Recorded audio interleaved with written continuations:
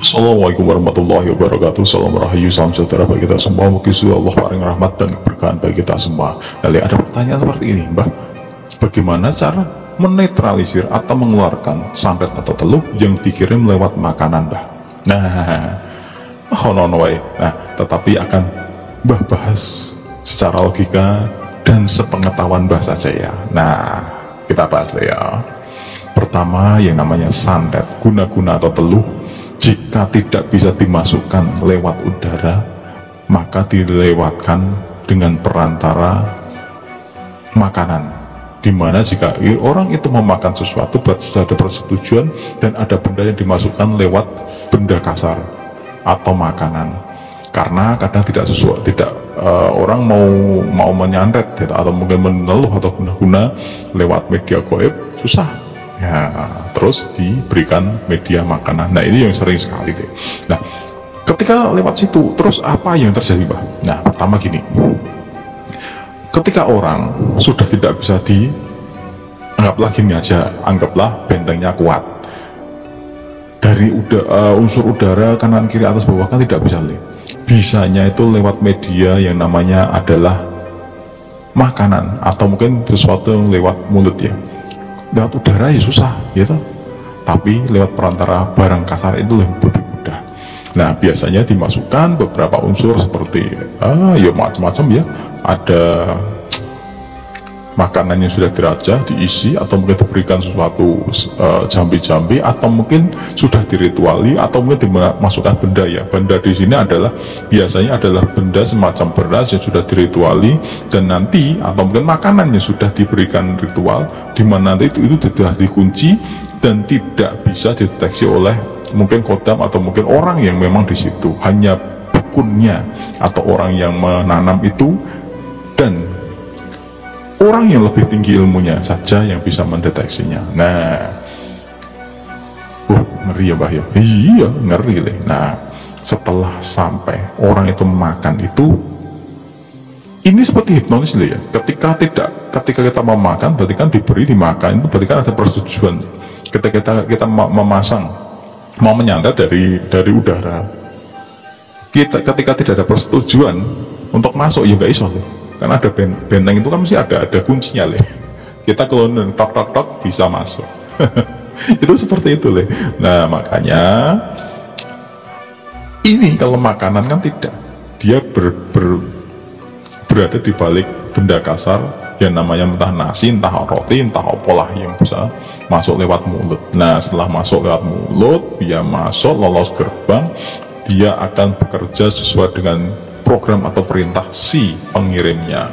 Mbuh merusak, mbuh nggawe linglung, mbuh nggawe opo, atau mencelakai, membuat lupa, atau mungkin merusak kehidupan dari dalam si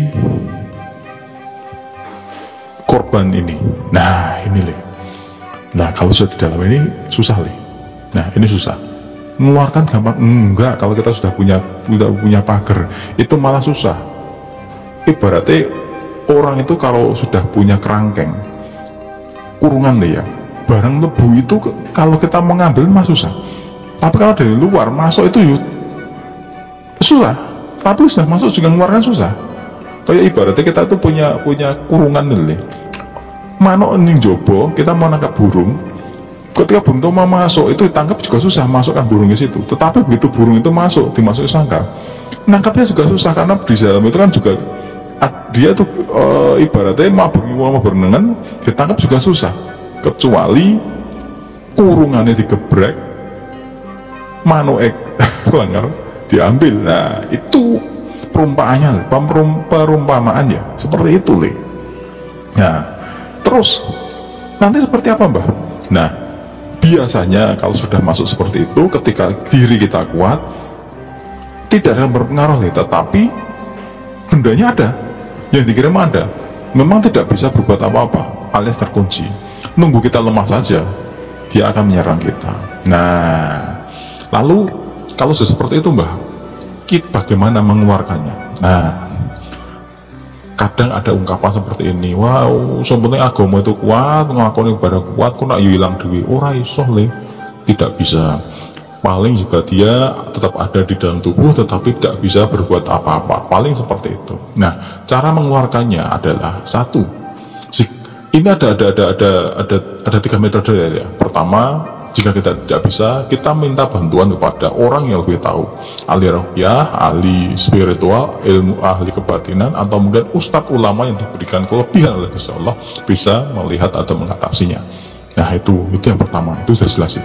Yang kedua adalah jika itu kita terasa kita takut terhadap kesyirikan, takut akan hal yang sifatnya kita datang ke tempat yang kita tidak ketahui nanti jadi musyrik atau gimana, ada caranya, yaitu pertama adalah ibadah. Ya memang ibadah bener, tapi bukan ibadah yang memang ibadah yang wajib. Ada ibadah sunnah yang dikhususkan, permintaan kepada Gusti Allah agar jika ada di dalam diri kita ada sesuatu yang merusak, minta dikeluarkan. Urusan nanti dikeluarkan lewat media apa, Gusti Allah lah yang akan mengaturnya. Biasanya kita tambahkan ibadah kita samping ibadah wajib, tambahkan ibadah sunnah, yaitu sholat hajat ya. Berturut-turut tanpa putus mintalah kepada Gusti Allah jika ada di dalam tubuh kita ada sesuatu yang merusak dari dalam diri, mohon untuk dikeluarkan. Ulang-ulang terus sampai berkali-kali, terus istiqomahlah. Tambahkan ibadah sunnah, kalau perlu puasa, kalau perlu adalah tambah wirid, pertebal keimanan. Nanti akan kali sendiri. Kalau tidak ada niat untuk mengeluarkan juga nggak keluar, itu nanti kan kita akan terasa dan nanti akan terbuang dengan sendirinya. Nah itu.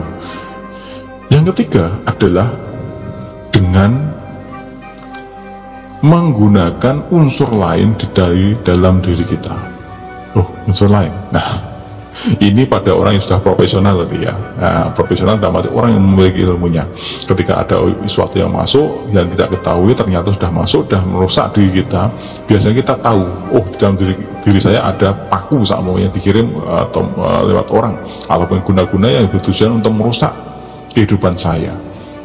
Kalau sudah masuk, orang yang sudah profesional akan mengetahui, ini akan saya keluarkan. Ibaratnya nak wong damu gitu, damu motok lipen, itu kan sendiri nggak bisa pasti dengan metode unsur lain. Nah unsur lain ini ada bisa menggunakan pusaka, bisa menggunakan ilmu yang dia punya, bisa menggunakan perewangan, atau mungkin bantuan dari jin, atau mungkin bantuan dari unsur gaib lain, yang tentu saja di sini tidak meminta semata-mata minta untuk dikeluarkan, tetapi minta pertolongan kepada Gusti Allah agar ini dikeluarkan lewat perantara. Nah, perantara unsur-unsur itu, jika memang berkenan, Gusti Allah akan mengeluarkan. Nah, itu ya, mungkin ada yang bilang, ya wes penting kunci ibadahmu, ya benar. Tapi kalau kita ibadah saja tanpa kita meminta, tanpa kita mengkhususkan pada unsur-unsur itu, ya tidak akan bisa keluar. Tidak bisa keluar, dia kekunci, nunggu kita lemah, baru nanti dia akan bekerja. Itu yang penting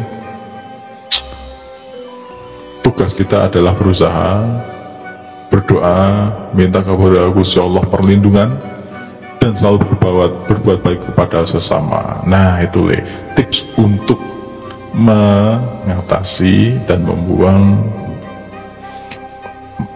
unsur gaib yang masuk dalam diri kita lewat makanan. Sekian, semoga bermanfaat. Wassalamualaikum warahmatullahi wabarakatuh.